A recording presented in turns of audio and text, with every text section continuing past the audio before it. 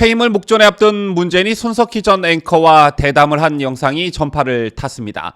우여곡절 끝에 기자 간담회도 같은 날 열렸지만 온전한 회견이 아니라 퇴임 이벤트 성격이 강했다는 평가가 나오고 있는 가운데 국민들의 관심도 싸늘했습니다.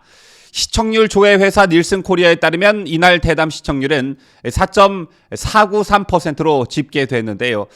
오늘 하루 종일 이 대담과 관련한 이런저런 말들이 무성합니다. 관련 소식 발빠르게 전해드립니다.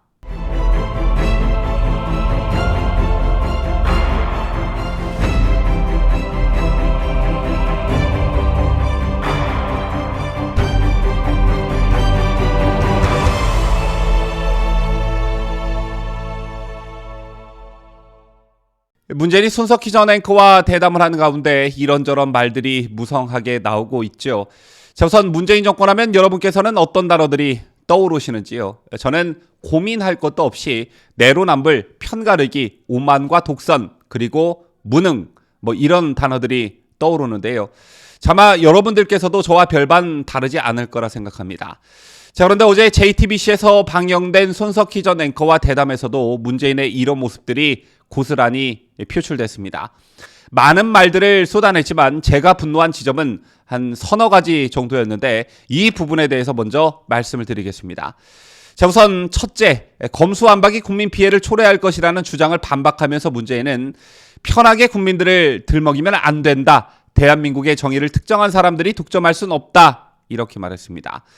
하지만 자신들이 불리할 때면 시도 때도 없이 국민 운운한 게 바로 문재인 정권이었죠.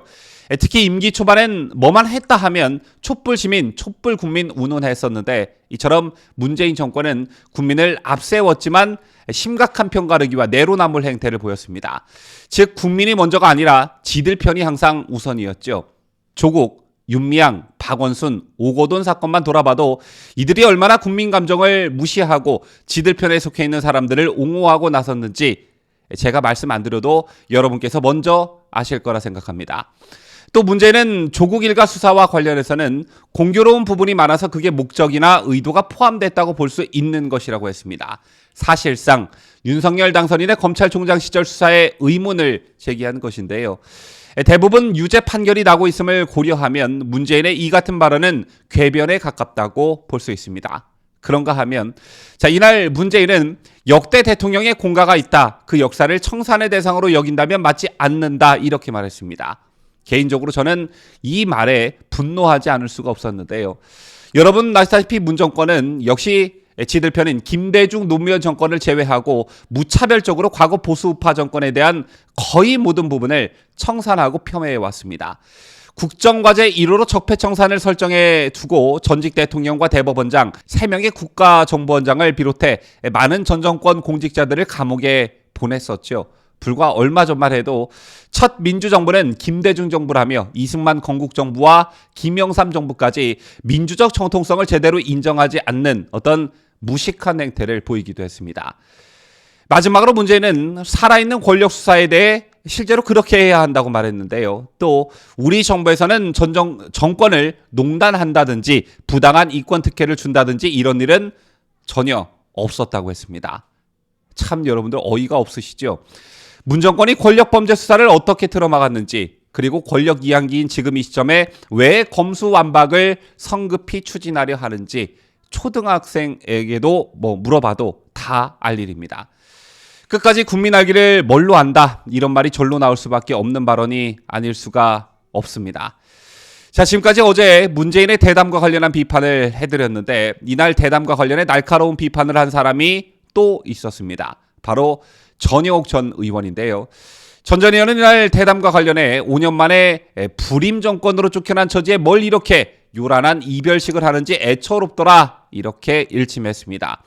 전효옥 전 의원은 자신의 페이스북을 통해 제가 본 오늘의 하이라이트라며 문 대통령의 나는 링 위에 올라간 적이 없다를 언급하며 이같이 밝혔는데요. 전 전 의원은 고로 대선에서 정권 재창출을 못한 건 내 책임이 아니다. 지난 5년 내내 관중석에서 카메라도 수십 대 동원하고 조명도 송혜교급 대우를 해줬으나 문재인도 손석희도 참 초라하더라면서 나이가 주는 위험과 관록이 전혀 보이지 않았다고 문재인과 손석희 전 앵커를 싸잡아 맹폭했습니다. 자, 이어 아마도 두 사람 다 끔찍한 5년 기억 세탁을 하러 나왔기 때문일 것이다.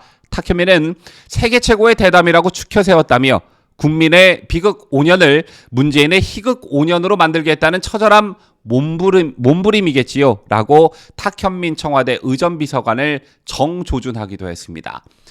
쇼로 시작해 쇼로 끝난 문 정권을 그야말로 맹폭한 것인데요. 이날 대담은 예상치 못한 상황을 만들기도 했습니다. 자, 이른바 문재인의 강성 지지층들이 손석희 전 앵커에게 발끈하고 나섰다는 소식인데요.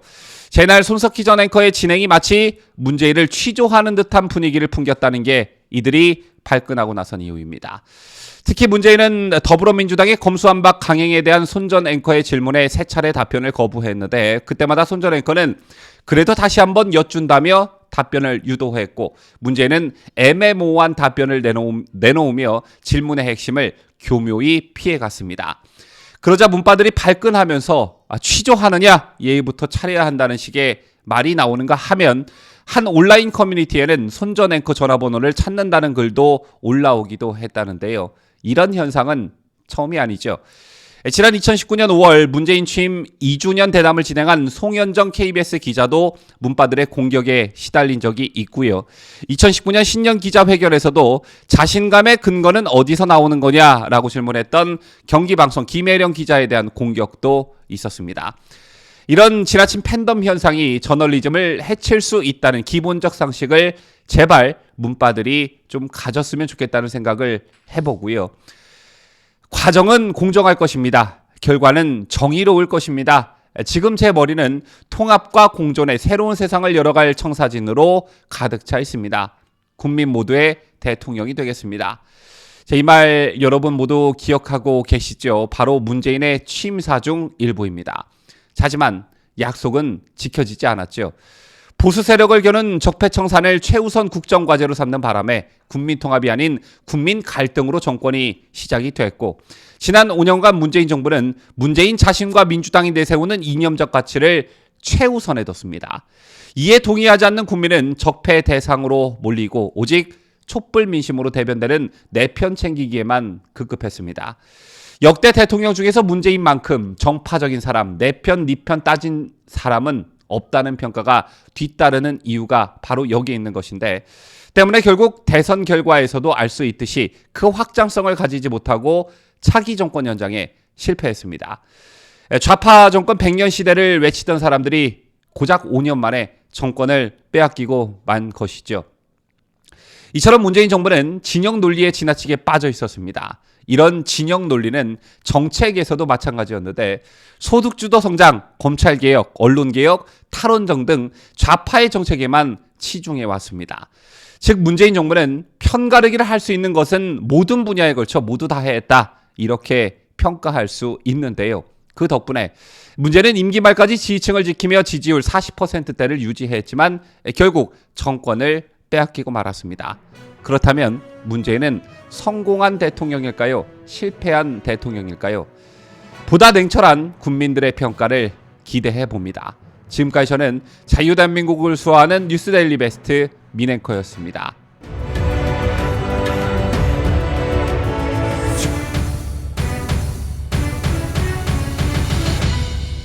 함께해요. 뉴스데일리 베스트.